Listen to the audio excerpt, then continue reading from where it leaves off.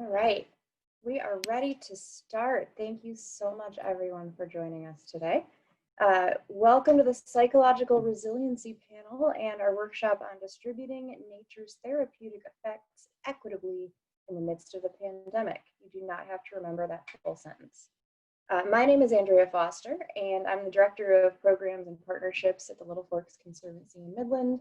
I'm also a 2020 Emerging Leader Cohort member, which has been a delightful experience this year. And I also work as a mentorship coordinator in our County Juvenile Detention Center.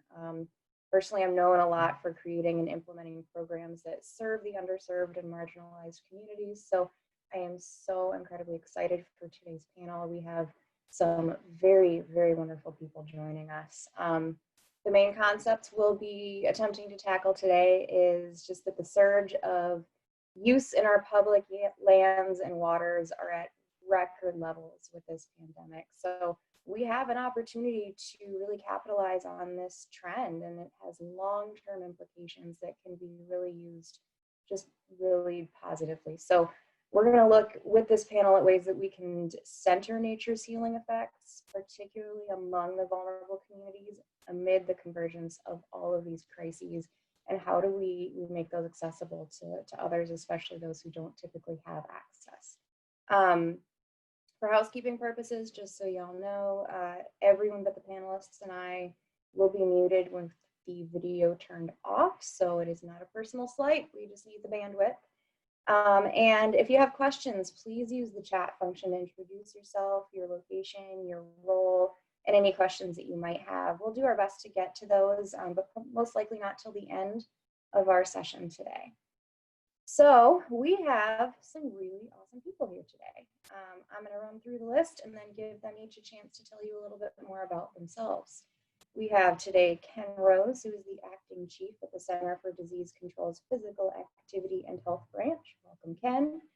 We have Mia Keys, my 2020 Emerging Leader Cohort member, Director of Health Equity Policy and Advocacy at the American Medical Association. We have Antoine Carter, the Director of Community Partnerships with Imagine MKE.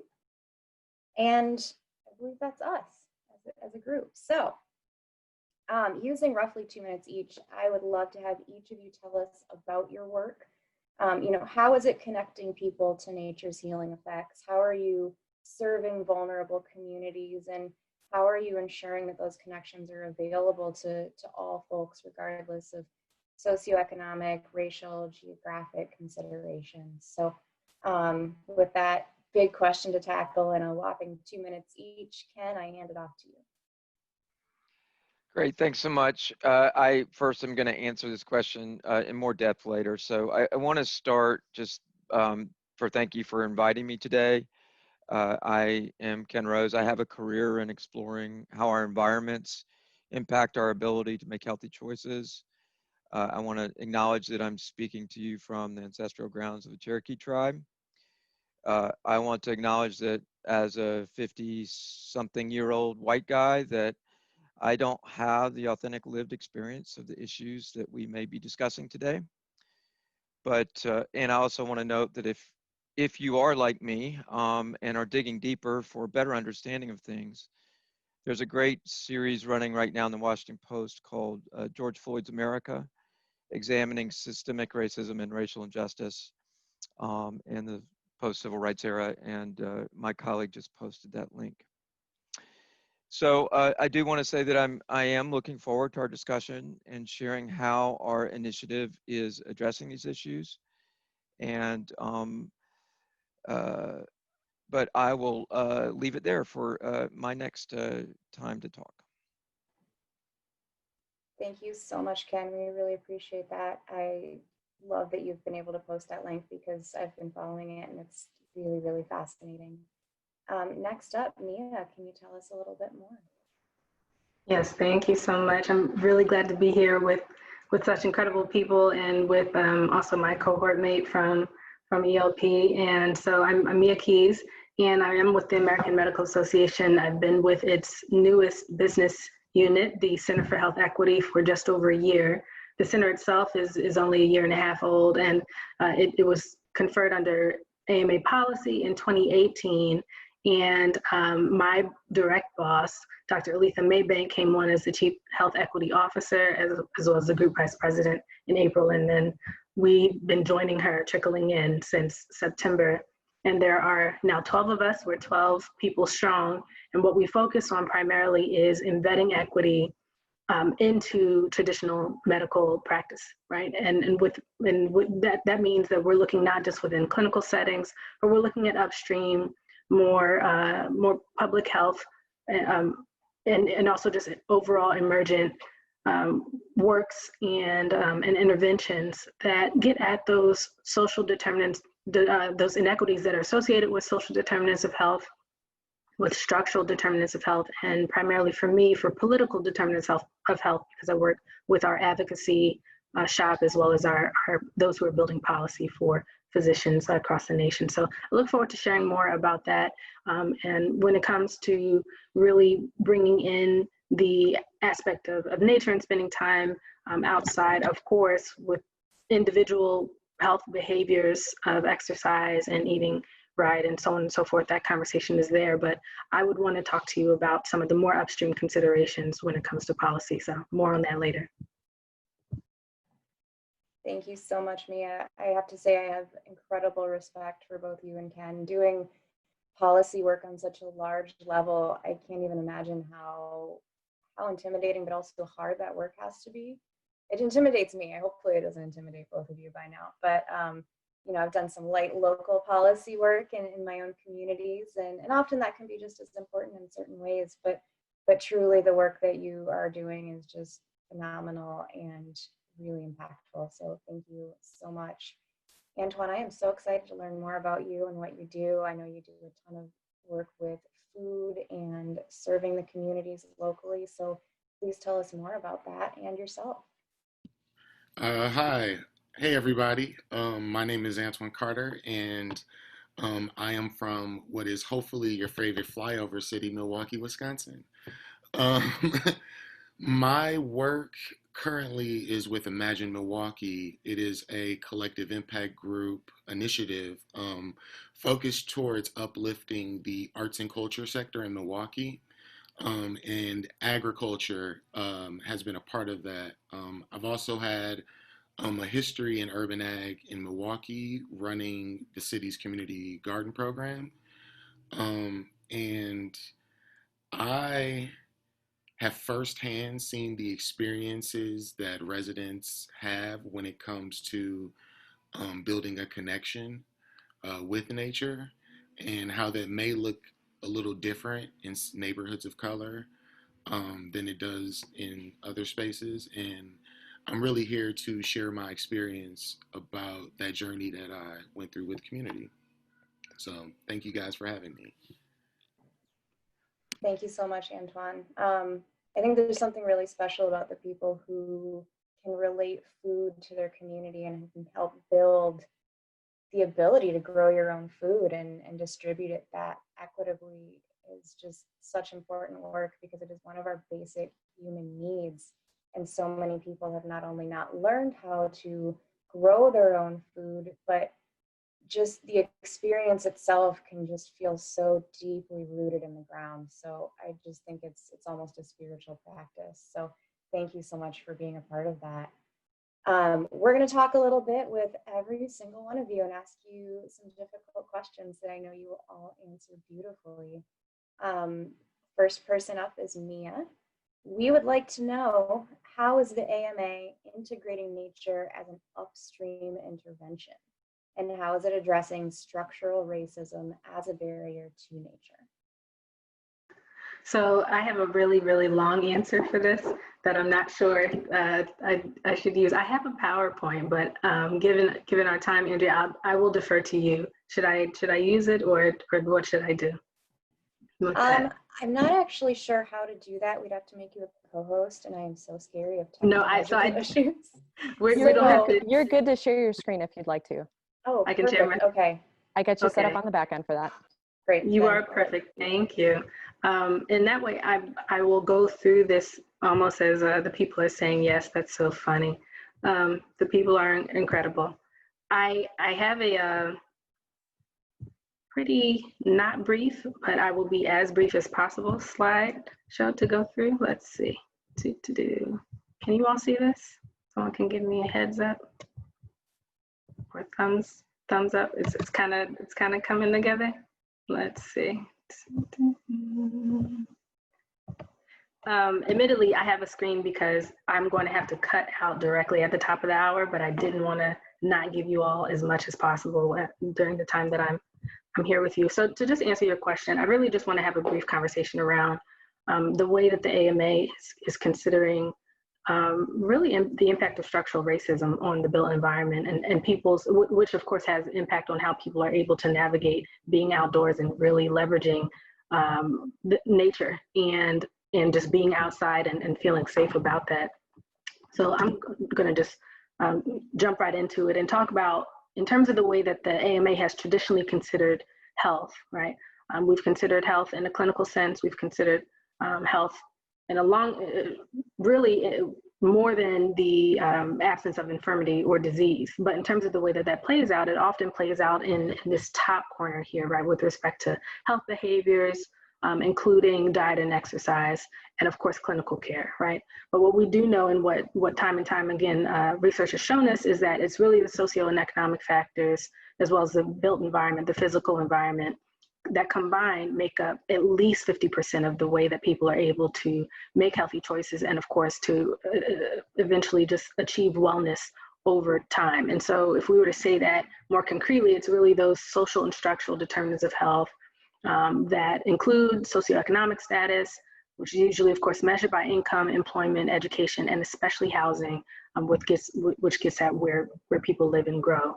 And so I also want to talk about very briefly the impact of that the AMA is considering in a lot of ways around violence, right? And in a lot of ways when we talk about being outside, especially being in cities, we talk about violence. You can be referring to gun violence as a public health threat, to assault. We're talking now, of course, around police brutality and the way that that impacts on health. And the AMA is newly grappling with all of those issues. And it's really important for the physician voice to be considering all of those things as they play out in non-traditionally clinical settings.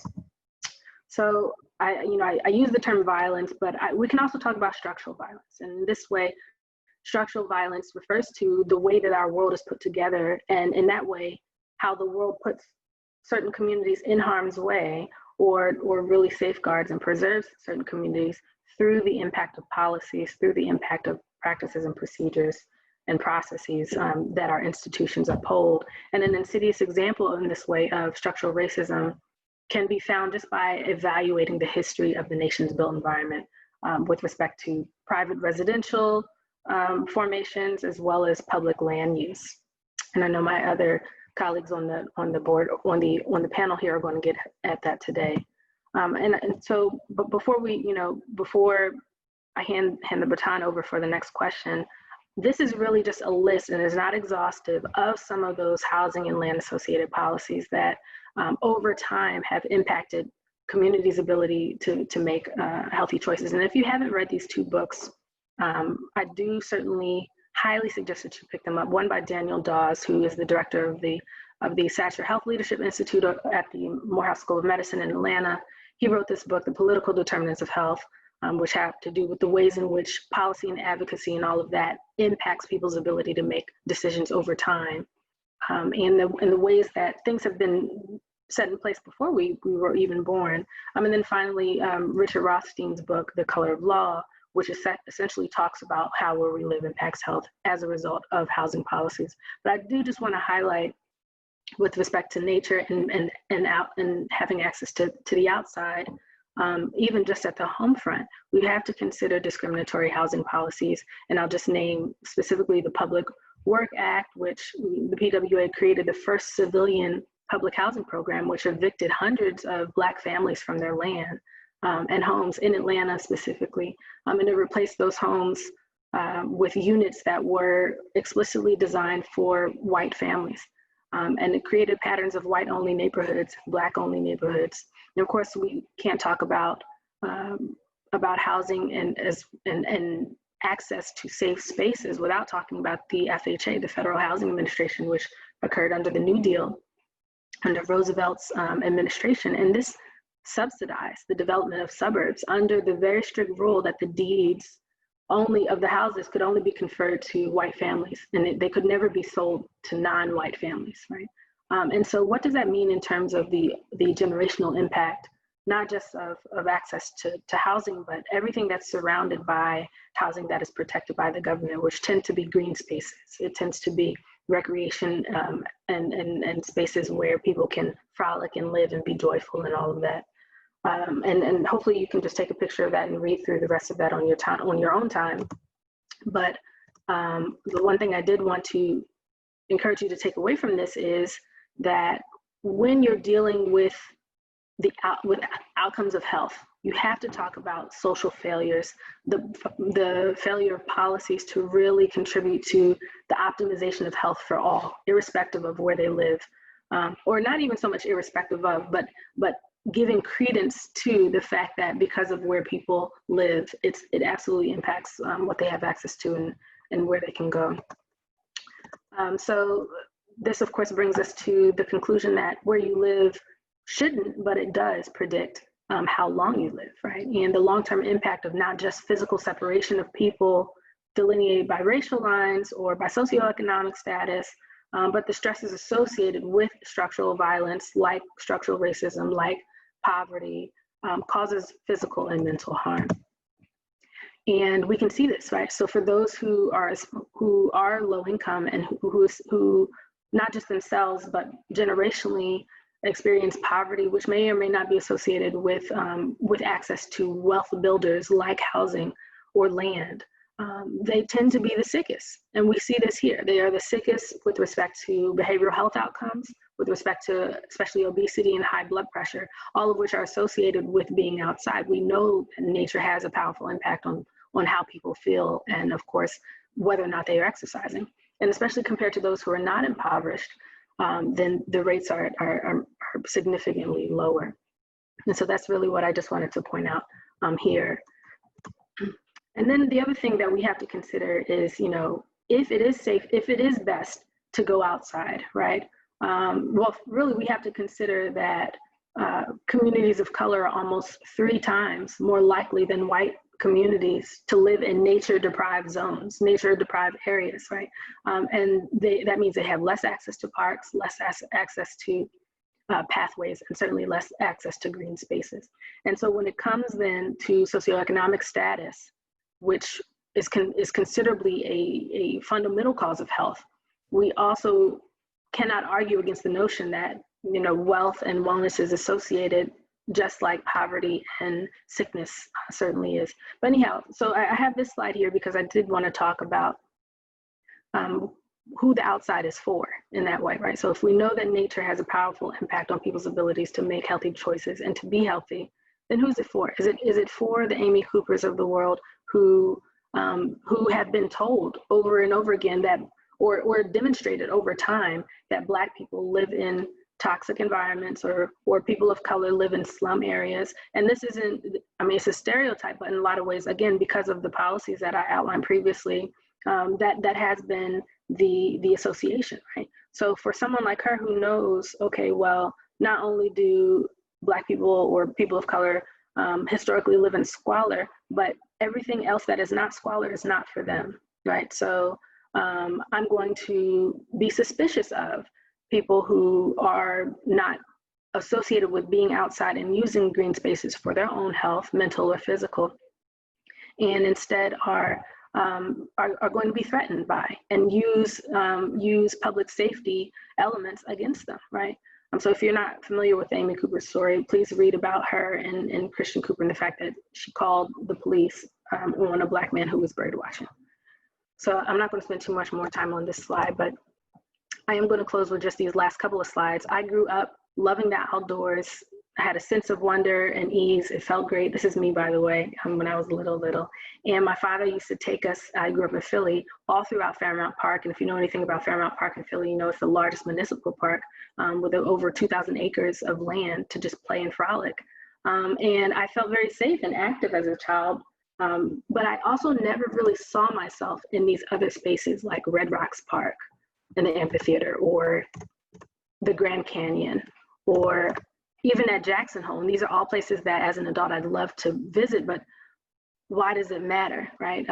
It matters because without representation, without really being able to see oneself in these zones, it implicates things beyond behavioral health. It has workforce implications, right? Because what we do know is that without being able to have a model at your disposal, or to see people like you, or from a social identity perspective in certain spaces, then people are going to be more reluctant, or not even know that they can access those spaces. And I just want to point this out because this is a slide that shows that racial diversity in U.S. Conservation and preservation organizations tend to be lowest on boards and highest among relatively new employees and interns, which really shows that organizations like Shift and others are starting to take major notice and trying to prime the pipeline. But we have a lot of work to do to undo the long-term effects of underrepresentation, of policies that have been toxic and discriminatory, and so on and so forth. So that's really what I just wanted to leave you with in this last slide here in terms of federal policy considerations and for what can happen, what should happen. We have to have policies that more critically tie conservation, recreation, equity to each other. And also to be really very clear with ourselves that it's not just enough to start with the budget lines that's strong. We have to have strong budget lines, to prime pipelines to get people outside through policies, through investments. But we also have to be really very open and willing to engage in the hard conversations around how and why there have been persistent inactivity with respect to certain populations and their access to outside. So that was a long answer to your question, Andrea, but I just wanted to leave you with as much as possible before I have to skedaddle at the top of the hour. So I'll hush now. You can keep talking as long as you want, Mia. This is phenomenal.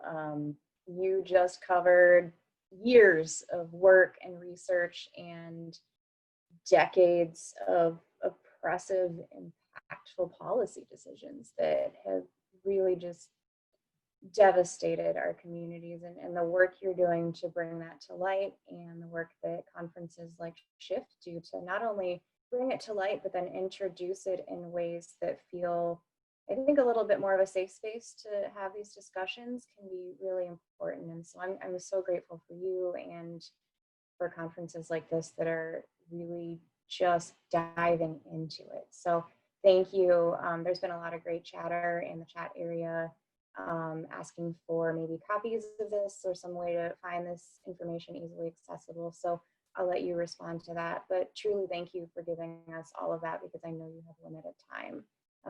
We really appreciate you.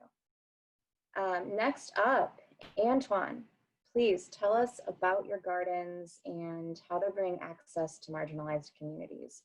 How does this participatory process reclaim and revitalize vacant lots? And how does it undo barriers and really truly heal people? Man, I want to say, Mia, that was really awesome. And I am embarrassed to not have a cool slideshow after that. Please don't. That was really dope. Also, you mentioned The Color of Law. Milwaukee is mentioned in that book. And we actually kind of united as a city to read it in our roles and figure out how we could all work together to kind of fight some of those barriers that are just looming like a fog through the sky. I would say that urban ag, or even the idea of residents being able to transform a lot, has a lot of value. And I can give you a story. So the very first garden I got into was my mom's garden. My mom, there was a vacant lot in my neighborhood of Milwaukee, Wisconsin, zip code 53206, which is statistically known as the worst zip code to raise a young Black man. And there had been a home that was demolished. It was a friend's home of mine, and there had been an energy of sadness and somber because the gentleman who lived in that house was killed, and there was a friend of mine who was killed on the steps of that home. And so, as it laid vacant, the community really wanted to take ownership of that space and redefine the energy that was in that location. And so they worked together to decide what the need for that was. And it was a space where, an intergenerational space where people could get together. That brought community together. It brought people together who may not have always gotten together to talk. And now, not only are they talking, they are building something together. A lot of times, these conversations were held in the realm of neighborhood meetings. So a person who may have just came to learn about the updates on the garden will now learn about public safety, some of the other things that are being offered. And all this stuff happens before any nail has been put into wood. And I think those conversations around building something in their neighborhood really helps to build a rapport amongst people. It also allows them to see that 1+1 does equal 3 in a small way. And this allows them to reclaim a little bit of nature in their own neighborhood. There's a question later that I want to answer, that I would like to answer now, but I would rather wait. But it just talks about the history of Milwaukee and how that lack of ownership has really led to a wormhole of devalue and of just lack of hope. And all those things come together when people get together to talk about how to transform a vacant space. So yeah, I think that's my answer. Thank you, Antoine. That's a beautiful answer. The importance of the work that you're doing, redefining the energy in these spaces that have previously been sites where violent and horrific acts are, just reclaiming that, giving it back to the people, giving it to, having it just be nourishing and healing, and giving it to folks of all generations is just such a wide span of positive impact. And I think it really helps show how just a very small, what might be seemingly a small act in the broader span of things can truly bring that healing to so many. And I think we can all agree the power of food is just deep and wide. So thank you, really. Our next question is for Ken. Can you tell us a little bit more about Active People, Healthy Nation, and how that program is addressing issues related to equity and the disproportionate impact of COVID that Black communities are experiencing? So thanks for the question. It's always a challenge these days to talk about physical activity and Active People, Healthy Nation in the midst of everything that we're experiencing, and particularly sort of the twin pandemics that are part of our lives every day. So I'm going to try something a little bit new today. Kaylin's going to post some links to things that I'm talking about as we talk. And so I encourage you as I talk to look for those links. They are links to resources that will give you more detail about what I'm talking about, and leave you with something that you can go back to later. I also want to, thank Antoine and Maya for just the strength in the stories, and And I just one of the slides was an entire dissertation that I recently saw. So it's just the whole history of housing policy in this country is something I knew something about, but I am learning so much more in the last few months.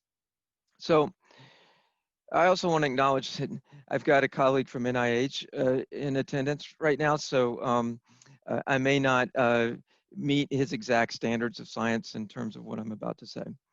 And I should also say that I don't necessarily represent CDC, the U.S. Centers for Disease Control and Prevention, in everything that I'm talking about today, or their official policies.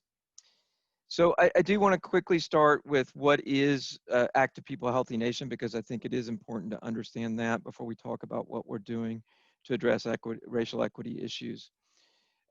First, I want to note that the best science that we have, as documented in the physical activity recommendations for Americans released in 2018, is important to note, because physical activity is good for you today, it's good for you tomorrow, and it's good for you 10 years from now.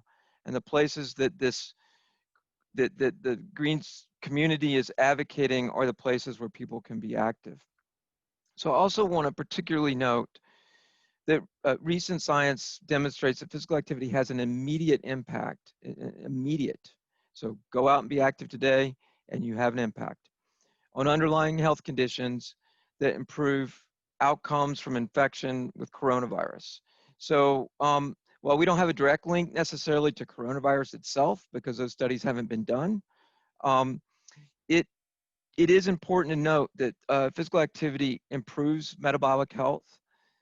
It reduces stress-related illnesses such as depression and anxiety, and allows for healthy sleep patterns, all of which are closely linked or related to improved immune function. And in lay terms, that means that taking a walk today reduces underlying inflammation, it helps you sleep better, and reduces anxiety. And so all of this is important in the lives that we're leading today. So recognizing these short-term and long-term benefits, Active People Healthy Nation is CDC's initiative to get 27 million people more physically active by 2027. And the one thing I hope you will do today is join our initiative so that you can continue to learn more about the resources, particularly that we are posting around racial equity and coronavirus. But when we launched this initiative last January, we did know that physical activity disparities existed in BIPOC communities. We released for the first time maps that showed inequities in physical activity rates across the nation. And frankly, we have been working for years to address these inequities through strategies that have strong scientific evidence. That's what we call our strategies at work. And this historical work that we funded supports work in two strategies that essentially focus on creating safe public spaces for physical activity. So access to places like green space. We fund 16 health departments to work in 250 communities around the country, 15 land-grant universities to work in counties with obesity rates of 40% or more, and local communities through the racial and ethnic approaches to community health. All of these programs should work in communities that are most impacted by health inequities. So our work does focus on communities most impacted by health disparities, and it's no surprise that these are also the same communities that have been most impacted by coronavirus. And it makes sense, first, that we need to ensure that everyone, everywhere, has appropriate information to protect themselves. So we've provided guidance on, what you can do to protect yourself where possible. And this is being posted as I'm talking in the chat. But the thing I should note is that, in addition, that even though almost all of our work right now is focused on the crisis of coronavirus,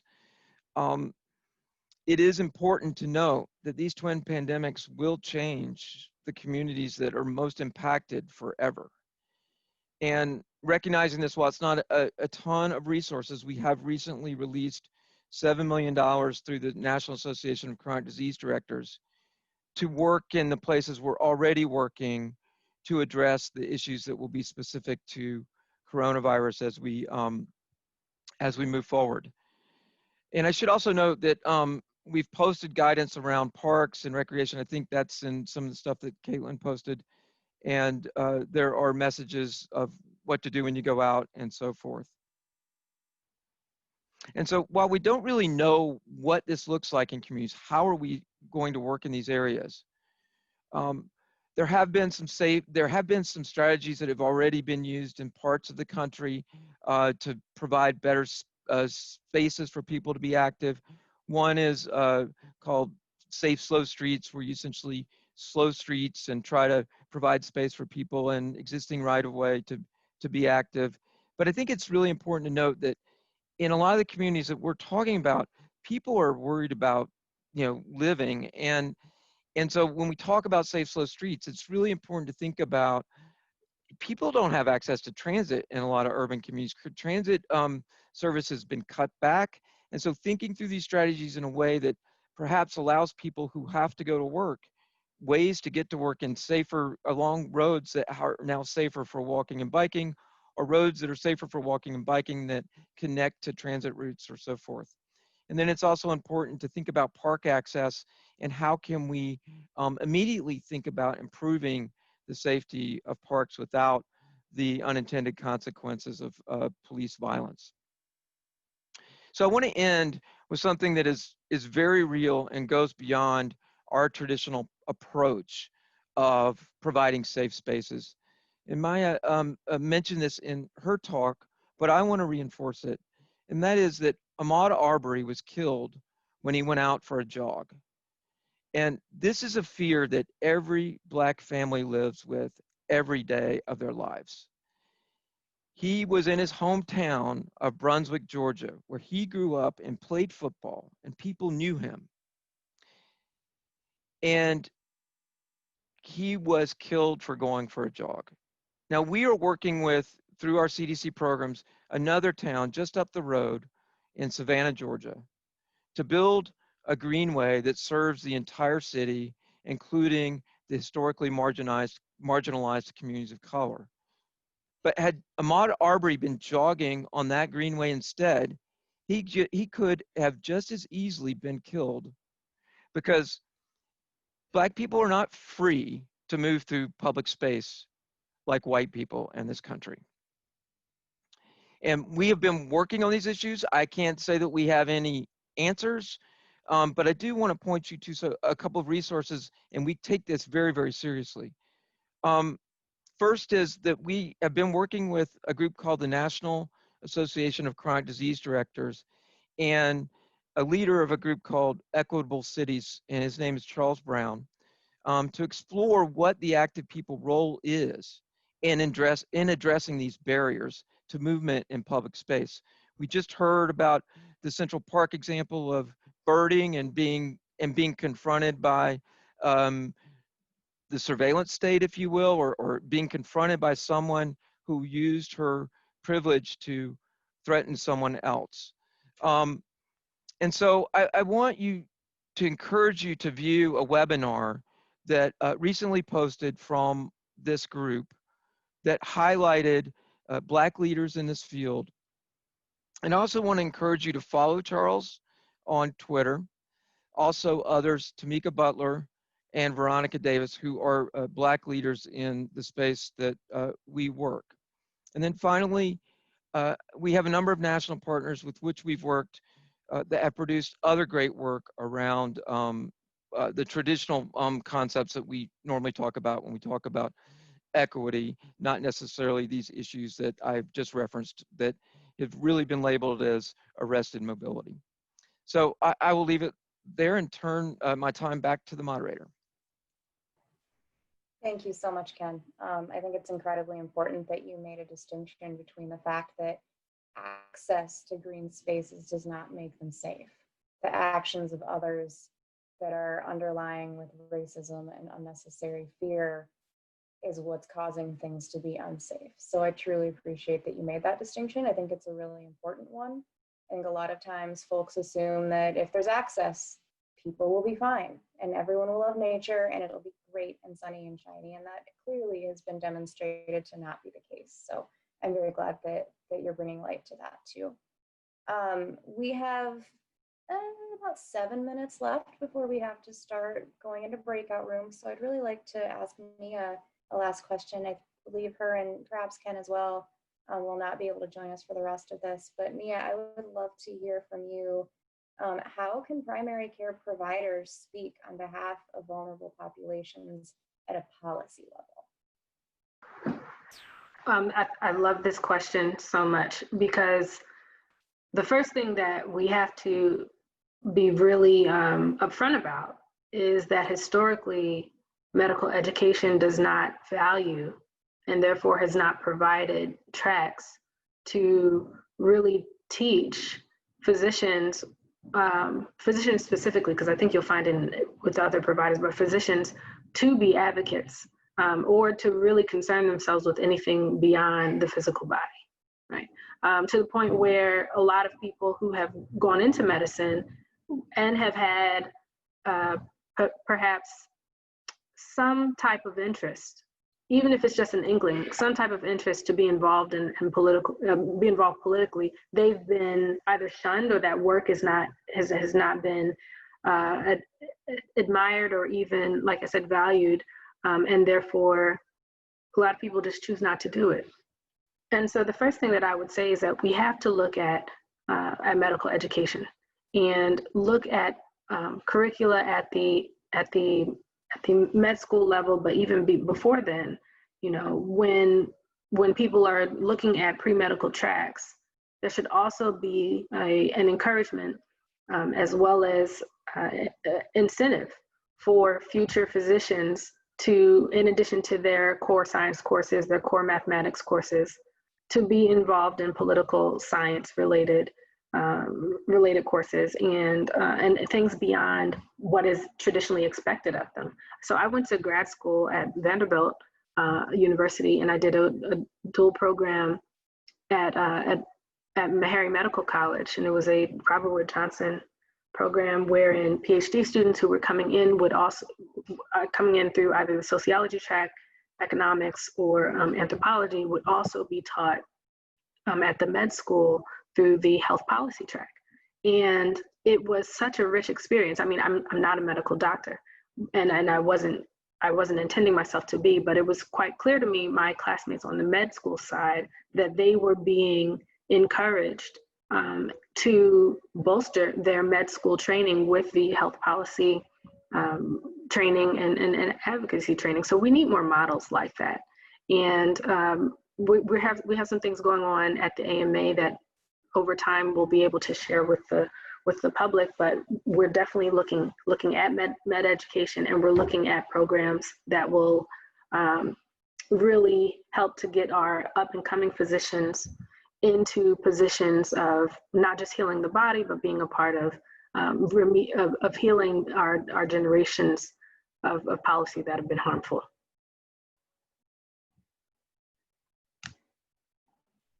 Thank you so much.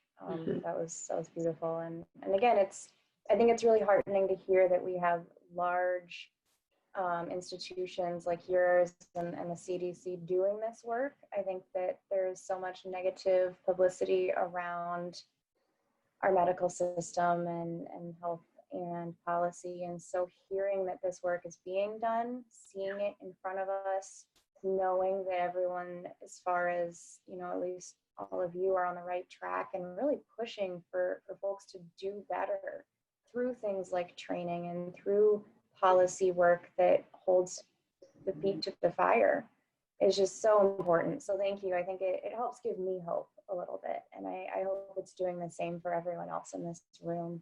I know Mia and Ken, do you also have to leave as well? I do. I can hang on for a little while. Caitlin's going to handle the breakout technical stuff, but I've got some time that I can take. So I'm happy to yield my time in whatever way is necessary. Okay, perfect. We have just a couple of minutes left.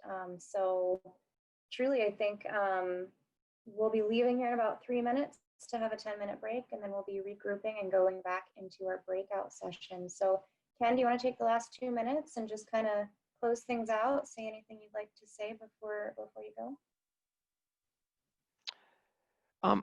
I was just going to talk about one example that is an example of post-COVID interventions that I think is important. We, in a lot of the communities that we fund, they've done this, what we like to call COVID streets, but it's where they go in and they either, close streets down to through traffic or completely close streets to provide, to decompress space from parks to give people more space to be physically active. And we did a study, a quick one in Denver, about that between low-income neighborhoods and high-income neighborhoods. And we found, or they found, the Denver Department of Public Health found that fewer people were using the streets in lower-income areas for probably a number of reasons. But one of the things that they are working to do immediately is with the Parks Department, because they think that part of it may be lack of shade trees and lack of greenery in general. And so part of what they're going to do next in that program is see what they can do with the Parks Department to get planters out with trees to increase sort of a temporary green space during COVID. So I thought that was kind of an interesting approach moving forward. But beyond that, I just want to thank everyone for allowing me the time to talk. We're all struggling with these issues on our end in so many different ways, and things are changing so fast and so quick. So thanks for the time. Thank you so much, Ken. We've greatly appreciated the time of all three of you. I'm really excited for the breakout rooms we're going to be having soon. There will be a 10-minute break, and then in between breakout rooms, I think there's a couple minutes of break, and we'll have a second one. And we will all be convening back here at the end to discuss what was discussed in those breakout rooms and how we can move forward on some of these tough topics that really need to be addressed. So again, thank you all so much. Our three panelists have been amazing, and we've been very, very blessed by their presence today. So thank you, and I look forward to seeing those of you who can stay in breakout rooms shortly. Thank you so much. That was excellent. Thank you, Ken. Thank you, Antoine. Yes, thank you, Maya. Thank you, Antoine. It's good to meet you. Have a great day, and we'll talk later, hopefully. Thank you, guys. It was a pleasure.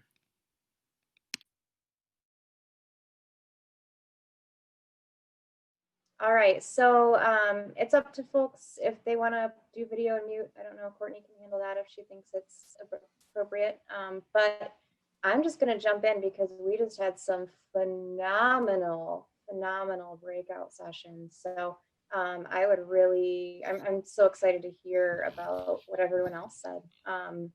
I am going to start first, if everyone's okay with that, just because then we can focus on hearing what you all said. But we had just two really great groups.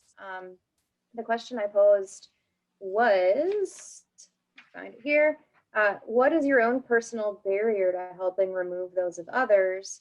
What's stopping you, and what would you do if you could? And we had some really fascinating and yet challenging even answers. So the first group we were in talked a lot about there's bandwidth, emotional, personal bandwidth, time constraints.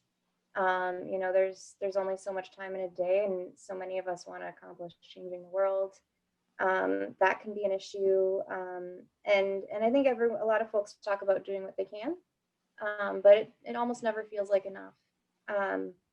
There's a lot of need to break out of bubbles and bubbles of white privilege or bubbles in our community, and that can take extra work to push through those. And how do we accomplish that when you're in a community where you might be in a very affluent white community, say, and you're a lone voice, or you feel as if you're a lone voice? How do you rally others to make those bigger changes and impacts? A really good one is about desire to have a better understanding of the barriers that do exist, and how do you find them? We talked about doing the work to search for those. Sometimes they're underlying and not easily available. For instance, my community did a huge housing study and they took none of the bad information and presented that. They presented the stuff that made them look good. So folks may not know that that information exists if you dig into this actual housing study. So there's different places to look for that.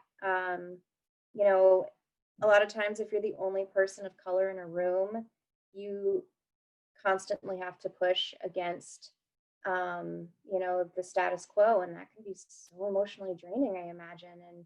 And folks have said that you know, in both groups, they might be the lone person of color, and if race comes up, everyone looks to them to answer the questions, to do that emotional labor that not everyone has the bandwidth to do it all, but at no point should we expect those who've been marginalized to not only speak up for others, but to do the work for those who have not, who then put those barriers in place. That was a phenomenal question from group 2 is, you know, of this question, who put those barriers there? Are we asking the person of color in the room to then go do all the work to remove barriers that exist solely for them? That's super unfair to ask. And so, you know, even just in some of these questions, that was my question I came up with, and I was like, oh, really good point. You know, I, as a queer person, get really irritated when someone asks me all about the queer world. Ask me to, you know, speak for everyone as part of this community, and then do that emotional labor to explain all about it to you when someone else has already done that. Do the work to go look for the sources. If a person of color has written a book about systemic racism, go read their book. Don't then ask your Black friend to explain it to you without doing that research. So we talked a lot about those sorts of things, and I think we had just some really amazing points. Another one that I thought was really key is that, you know, we're out here telling everyone to go be a loud voice and change the world, and go out there and you be the one to lead the charge, when you might be a person who is a very entry level individual in a workplace or a system where you don't have the power to go start challenging them, or you might lose your job. You can't be an individual who goes and walks up to the CEO and say, you're doing it wrong, because that's super unfair to ask of them. But then the person who spoke up about this, you know, as an entry level individual in their field who may have spent thousands at least dollars trying to get there, they can go be a part of a larger collective and be a voice as part of a group. And as we duplicate in numbers, we have a larger voice. So putting your voice with others to make those changes can be really important. There was so much more that was said, but I want to make sure that everyone, all the breakout leaders have an opportunity to say what happened in their breakout rooms. So I'm going to move on to the next person and ask Antoine, can you tell us about your breakout rooms? Yeah, I want to thank everybody who chatted with me. I found it all to be very enlightening. There was kind of like two separate conversations because of the two different groups. The first group talked a lot about enroll, and they compared the issues with equity to like a whole bunch of rubber bands interlocked together in just a massive knot, and that it's going to take time to not only get that larger knot out, but to get all the little knots that have just gotten together over time. A lot of ways. Well, I will also say that my two questions were: what are some ways you can personally enact change or break down barriers? And what is an action item you can take away from today's discussion, whether tiny, personal, or an organizational change? So I should have started off with that. But raising awareness, and one about policy, getting more informed about what's going on, voting, which is very important. Everybody go vote if you haven't already. And then holding those the people in charge accountable. There was also talk about this idea of institutional inertia, and that with people whose role is governmental or in government, it's been very difficult in the past couple whatevers because of some of the policy that has been changed about diversity and equity and inclusion. But what they said, some of the notes were that the leadership is more supportive than we think, and they are coming up with ways to get around it. But this idea of institutional inertia is very hard because government has these restrictions. The second conversation was more about in person, and it was more about just being outside and the the benefits of just neighbors being outside and being able to talk to each other.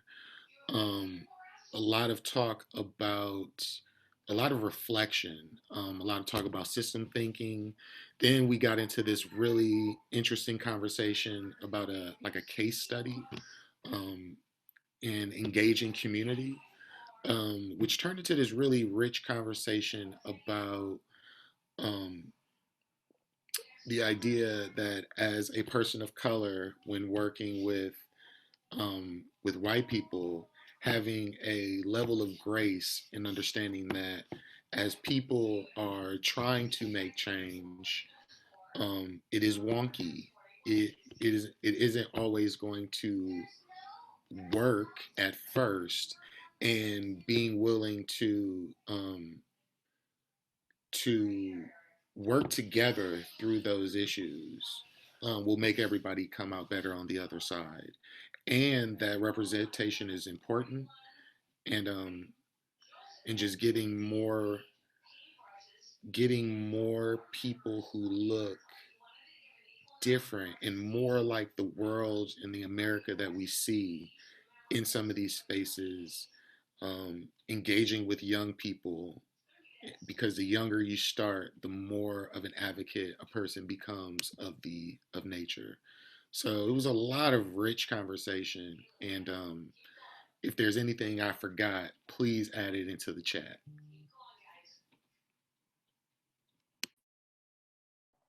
Thank you so much, Antoine. It sounds like you had an equally powerful couple sessions there. So I also just wanted to quickly thank all of our moderators for doing this. We've had so many volunteers involved in just every panel, and folks have really been stepping up. So thank you all.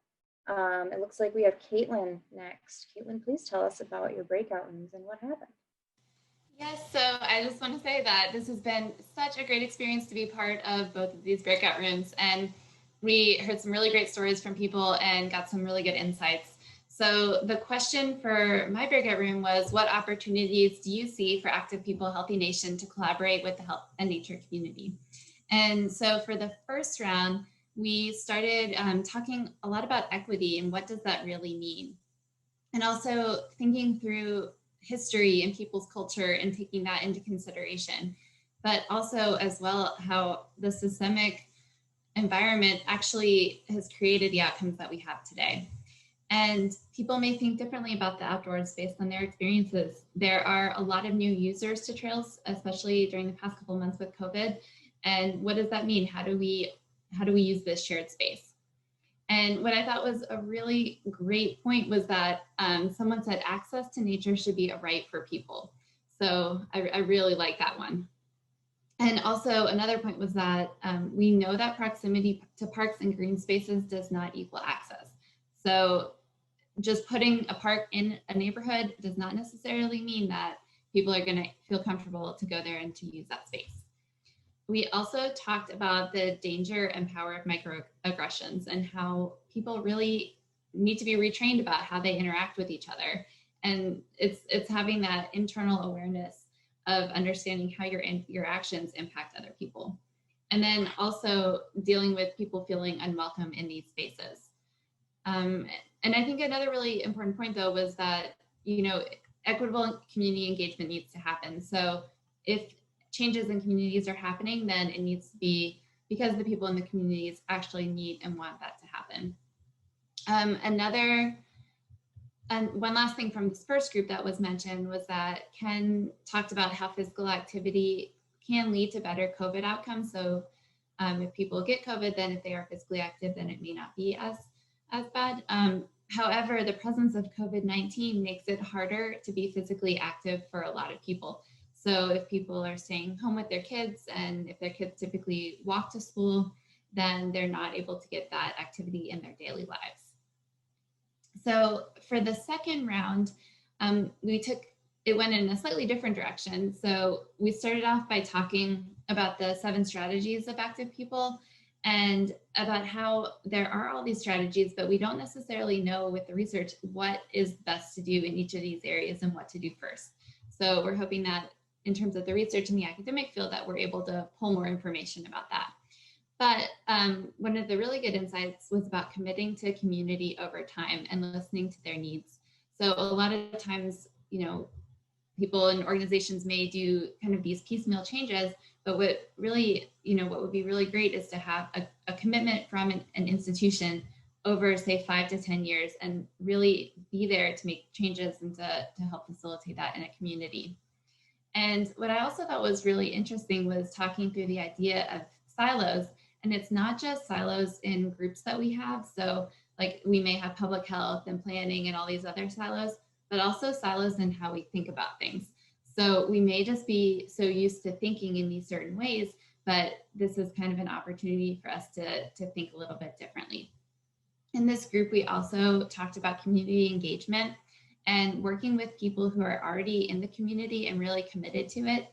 So I've been hearing a lot about libraries and librarians being some of these anchors of communities, and they have a lot of knowledge already. So that could be a really great place to go to. And this idea of engagement too is especially important in these rural areas. It's important all over, but rural areas have had a lot taken from them in terms of their natural resources. And so thinking through, any sort of changes that happens there.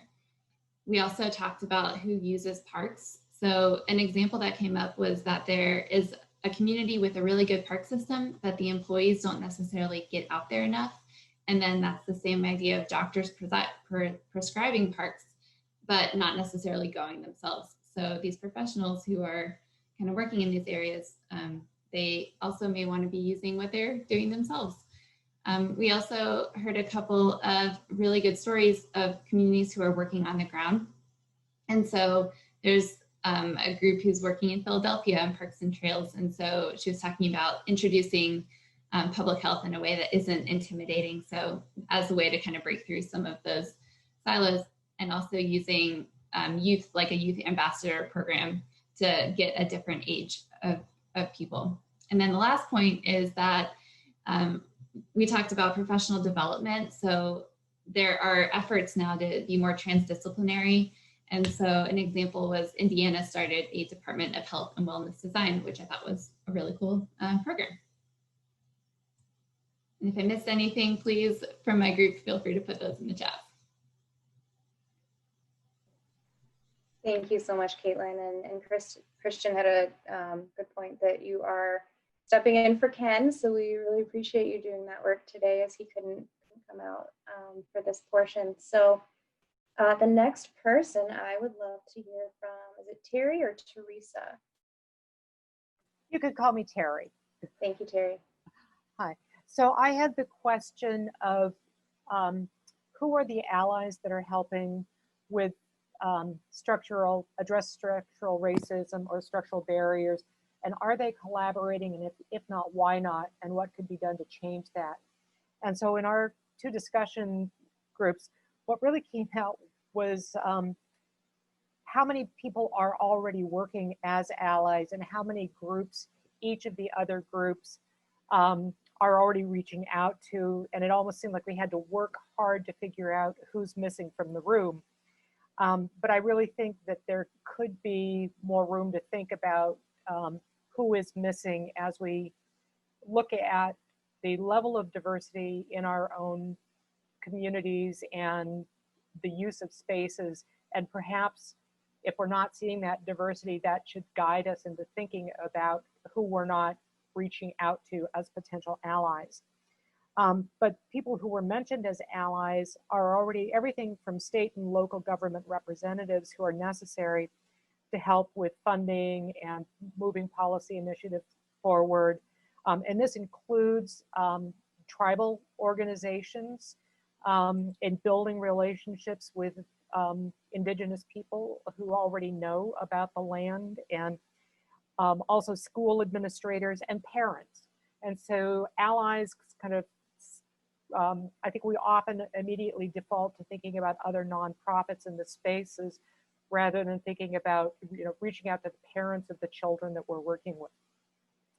In terms of barriers that need to be overcome, one of the ones that kept coming up was transportation, just being able to get out there. And so I think, thinking about who in government and local areas could help dealing with transportation issues to get people there.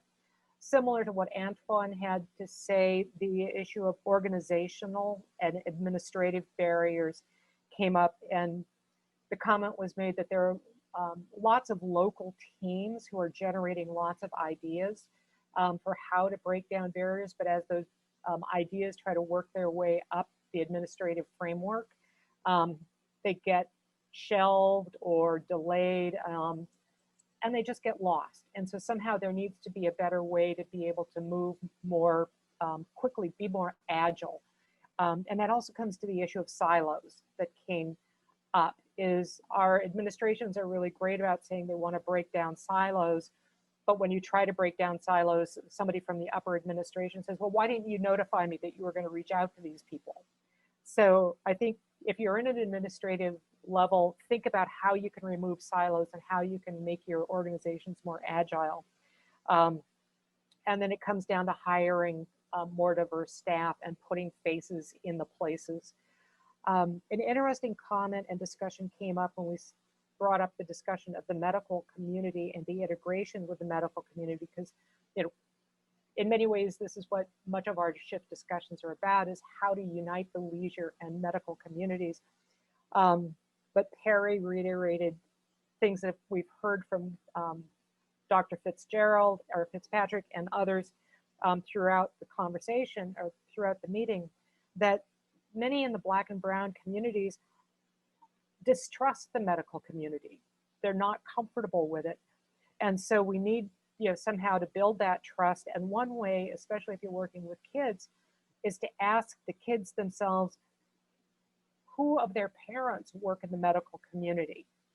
Even from everything from working in the billing department to being nurses to being physicians, drawing in members from the communities that we want to serve and work with who are already part of the medical community, and getting them engaged can help possibly break down some of those barriers. Another barrier in terms of working with the medical community that comes up over and over again is the issue of dealing with the billing and the labor intensity. So if there's any way we can work at easing the ability of, say, our nonprofits and groups to be able to, access or integrate with medical billing systems to make it easier. But that's what it really came down to from our two discussions, was barriers over transportation and barriers to building trust. And that's all. Thank you. And again, if I missed anything, please put it in the chat. Thank you, Terry. That was phenomenal. Last person to host a breakout room is my friend Nadav. Nadav, can you tell us? Yes, hello. So we discussed the barriers that different communities face in access. And I think everyone who's talked so far have really touched on a lot of great points that we also had discussed in our discussions. I think something that was really interesting that did not come up until the last barrier that we discussed, which I would have thought would have been, I mean, I didn't think of it, but after I heard it, I thought it would be the first one, is fee into entry of parks, because that is such a huge issue. Preventing people to get into parks is if you go to a park and then you have to pay to get into that park. And for land managers trying to figure out what are different ways that we can get that revenue to protect our parks but then not have that be a barrier of access, which I thought was a really interesting discussion. And that's not only with the barriers, the fee of just getting in, like you have to pay to go into a national park, but then also for the equipment as well. However, something that we did discuss, since there are just so many barriers from having multiple jobs and maybe not having time, to financial barriers, to barriers in representation. But the thing that we discussed is every community is so different and their barriers look so different from one another. I think oftentimes, I'm a researcher, so I think I'm at fault at this as well. We tend to think of an individual as being unique and then a larger community as being unique as well. But then there are also the smaller communities that are also unique. So the local community of just your local neighborhood community level, and each local neighborhood community level has such different barriers that need to be addressed in this problem. And that's something that we brought up that was really important. And then lastly, one point that I want to bring up that I really liked in our conversation were the intersectionality of people's identity. And when we're talking about that we need to diversify representation, people aren't just one thing. Like, people are not just one fall into one minority group or one identity group. People are complex and people are very unique. And I think when we say that we need representation, like, we also need to make sure that that intersectionality of a person's identity is clear, because that is essential for kind of making sure that everyone has equitable access to the outdoors and that all of their identity feels comfortable. Not only the fact that they are one minority group and comfortable because of that, because then they might also have another part of their identity that they don't feel as comfortable sharing in the outdoors. And that is something that we really need to stop and prevent from happening in the future.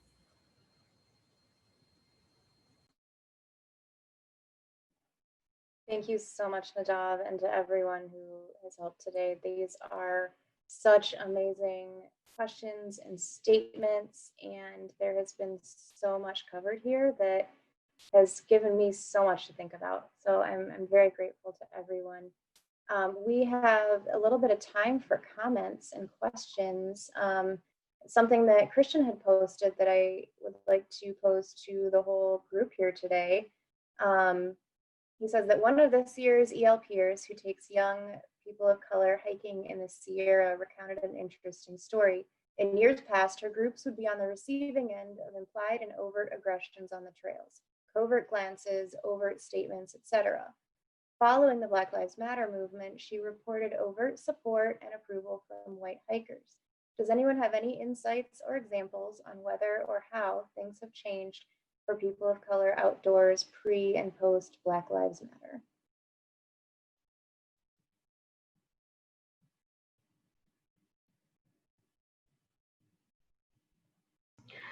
I can start, or I can mention something. So one thing that kind of resonated with me in this question pre and post was unity.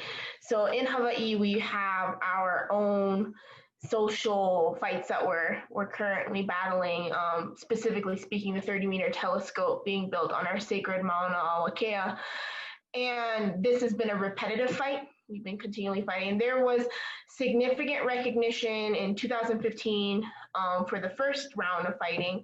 And then it was recharged along with the BLM movements, because we were showing unison and solidarity and equity, because we also have individuals who extend from those communities as well, and our own, and we were trying to show support and alliance through all of our efforts, that this isn't just one battle.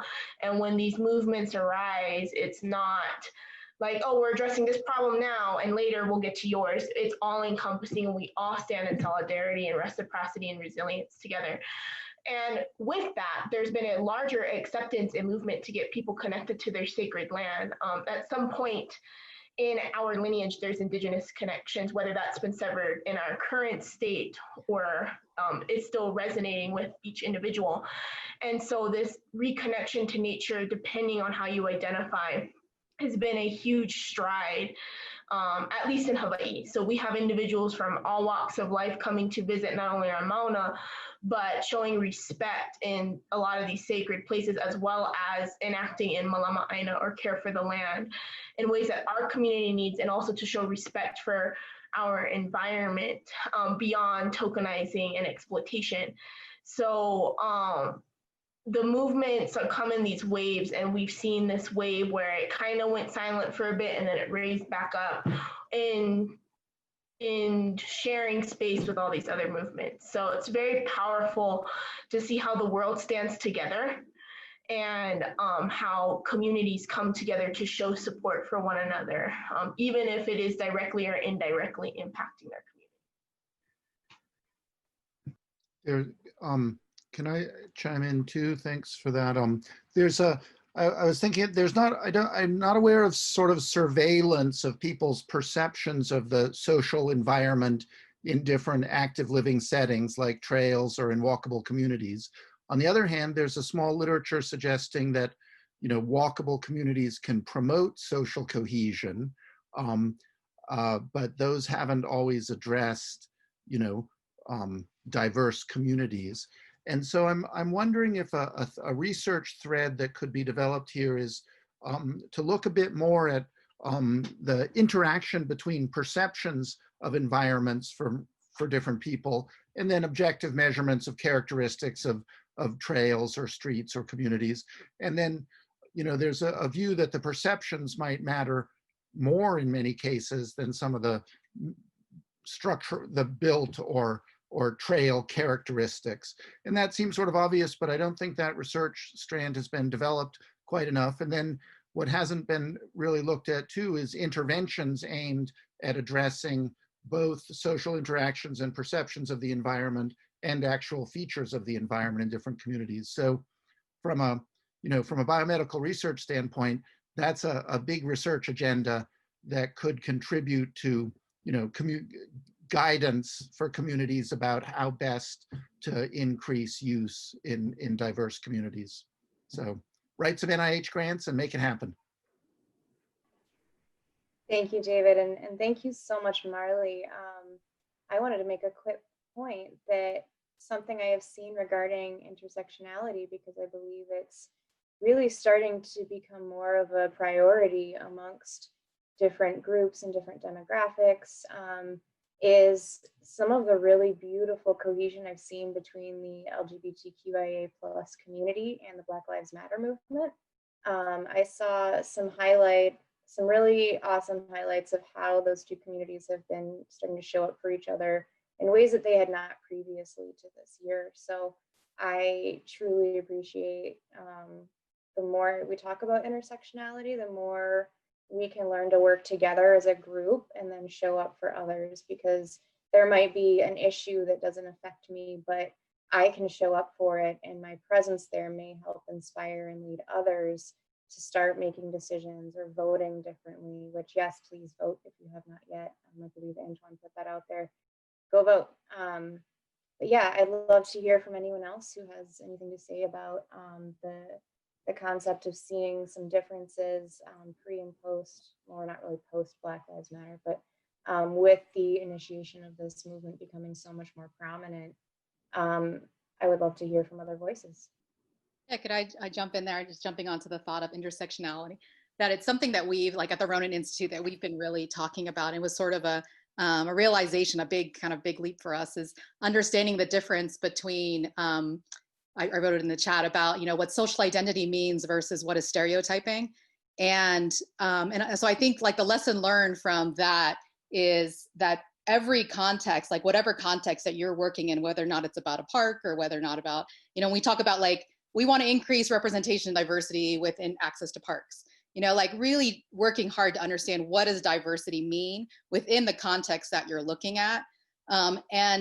And thinking about it rather than in stereotyping, which is more like around demographics or ethnicity and race, and what is it, how do people identify themselves within that space? So when I'm thinking about parks and my access to parks, what do I think is my social identity in terms of how I see myself and how I think other people perceive me? It makes it more complicated because it's a very qualitative way of thinking, but yet it adds that level of context that we need to really understand what diversity means, because people are not one thing. And so being able to really capture what it is that the community is that you are talking to would go a long way into understanding what that representation is, without falling into the trap of stereotyping what you think your community should, you know, the population or the community should look like. That is incredible. Thank you so much. Thank you. Anyone else want to jump in and talk? I've seen a couple people talk. Just to kind of add on to Christian's question about the Black Lives Matter movement and people of color, you know, on a smaller scale, and this may, anybody speak up if they feel like I'm in the wrong, most of these movements are still about inclusion and intersectionality, right? So the feminist movement, while women were the focus, it was still equal rights for all.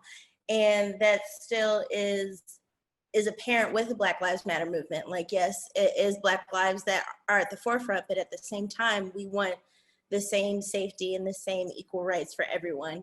And in terms of like Black people getting outside more and starting to realize, their own personal identity, that yes, while I love, you know, the cookouts and the ham hocks, but I also love to go camping and climbing and feeling more. And I think that this movement has made people feel more comfortable in exploring that intersectionality in their identity. And then on that kind of flip side of the coin, whereas, you know, white people that might be more predominantly on the trails, this might like play into their white guilt. And instead of wanting to be seen or portrayed as a non-ally, then they'll maybe take a step off the trail to let someone pass, or just try to be physically more welcoming, more opening in this public space, wherein in their private life, they might, you know, vote to protect XYZ things. They might volunteer at XYZ pantry, but being able to just say, oh, hi, welcome, do you need help?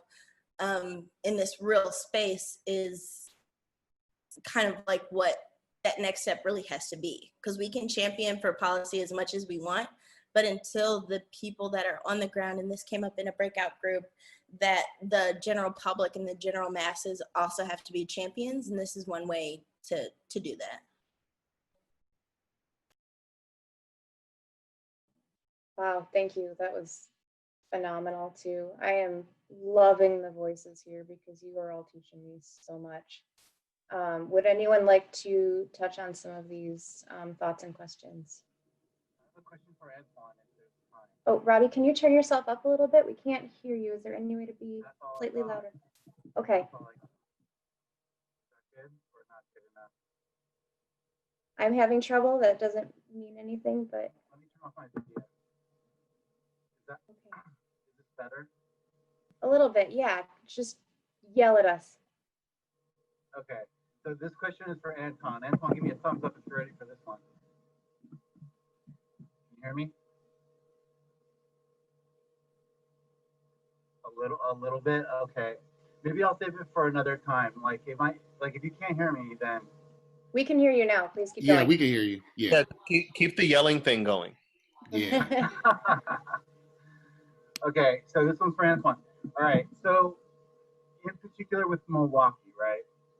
Like, you know, when I think of, you know, social justice movements, and I think of BLM, and I think of like other things that just don't involve like, you know, a recognition of intersectionality, but a certain responsiveness and sort of action, whether it's policy or whether it's like specific things you want to see done in the community, such as with sort of like you know, a reparation for redlining, you know, that sort of thing.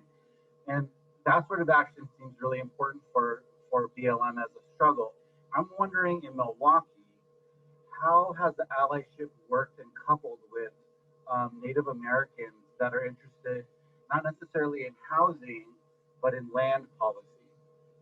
And in terms of reparations for Native American communities, it's not necessarily like, you know, focused on a housing issue in this case, right? But more of a land back issue, right? And so how do you approach that land back issue from a perspective in Milwaukee while trying to recognize and then move forward with an action for both of these struggles?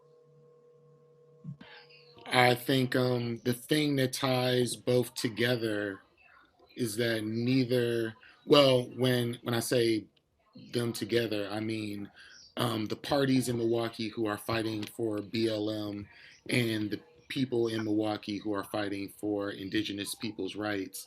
I think the thing that ties them both together is that they've both been, they have a history of being slighted.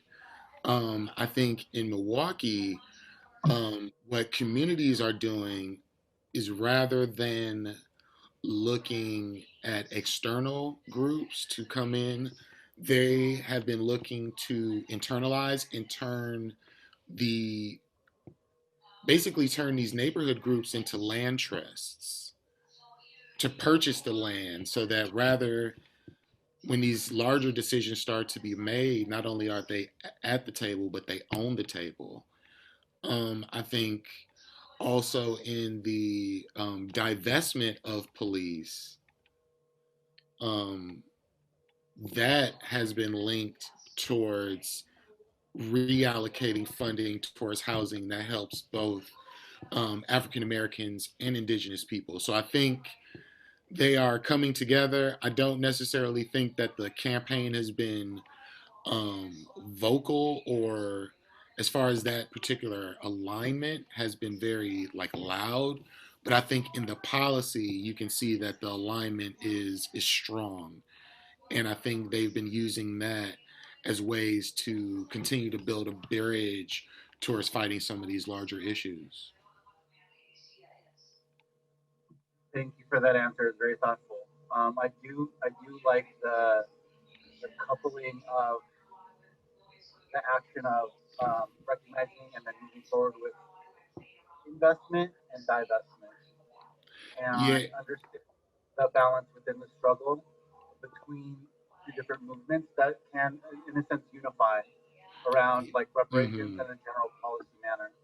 So thank you very much. No problem.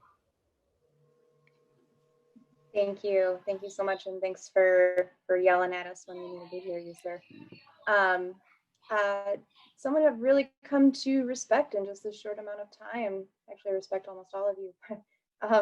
Josh, I would love to hear from you. I think you had something to add to this conversation.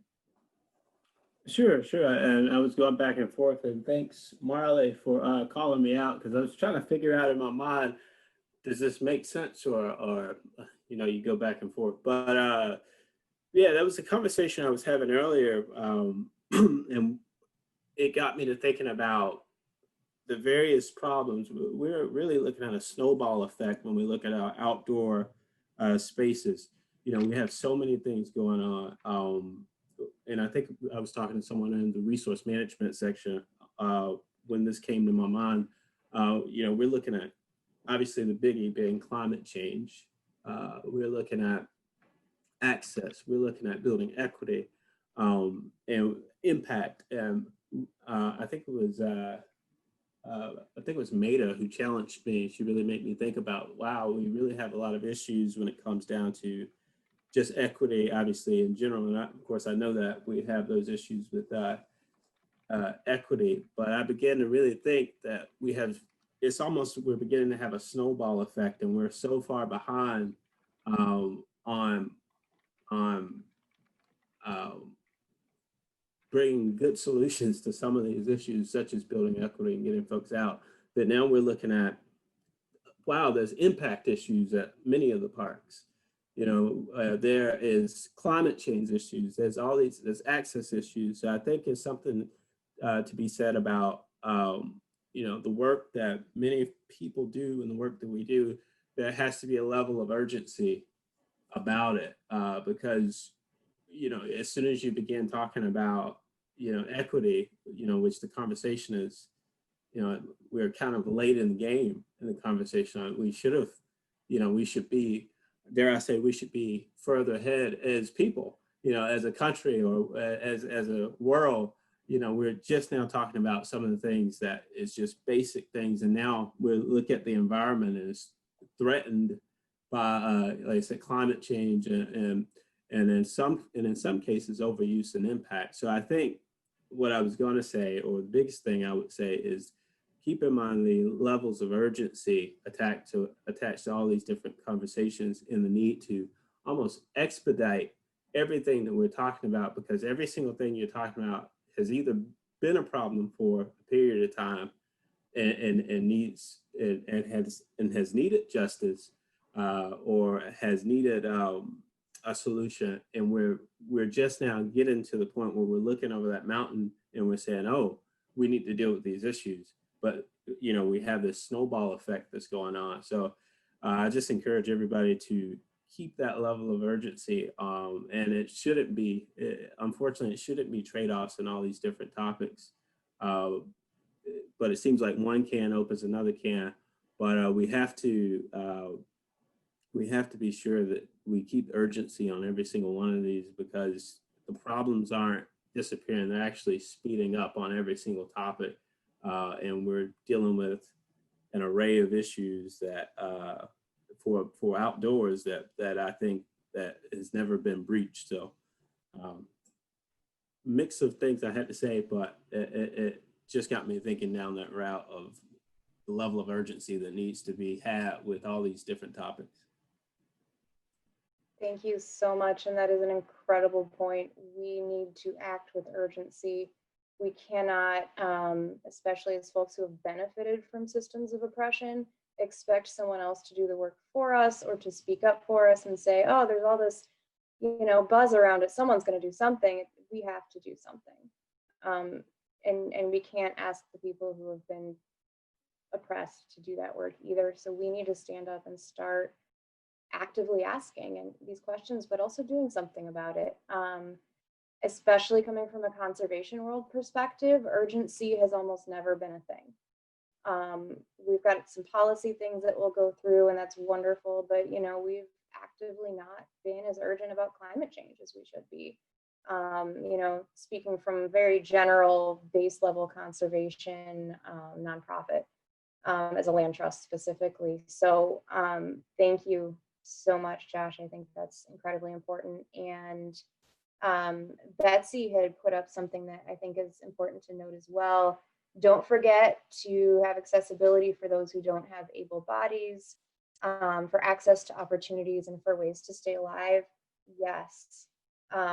Accessibility and I think ableism often get swept under the rug when it comes to these discussions. And I'd love to hear from anyone who'd like to speak on that or anything else.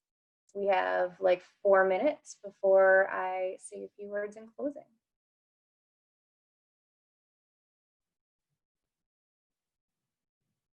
Ageism too, yes. Thank you, Christine. Okay, if I am not hearing anything else, and I'm gonna give like 20 more seconds of silence for all awkwardness to ensue. Okay, I exaggerated on 20 seconds. Thank you so much, everyone. The conversations here have been absolutely phenomenal. I cannot tell you how much I've enjoyed moderating this panel. Thank you all for hearing every single person who had a voice to lend today, and for all of the great work in the breakout rooms. I would like to take a minute to say that folks should give themselves some self-care after today's closing. We have been doing heavy conversations and talking about very heavy emotional things and physical things that affect almost every single one of us in some way, shape, or form. Whatever you're feeling is valid, but please take care of yourself today and over the weekend. And remember that you just did a whole lot of hard thinking about hard stuff, and just to be nice to yourself and give yourself some grace. Thank you so much to Christian, who has opened up this opportunity for us to be able to have these conversations. I know Meredith and Ariane did a lot of work to make everything run smoothly, and I can't imagine being in their place the first day, but day 3 has been phenomenal. So thank you all, and to our panelists who gave us their time, and everyone who's been volunteering. You're all phenomenal. Thank you so much, and please join us for the last little bit of conversation and closing remarks that we have today. Thank you all, and I hope you have a wonderful, wonderful day.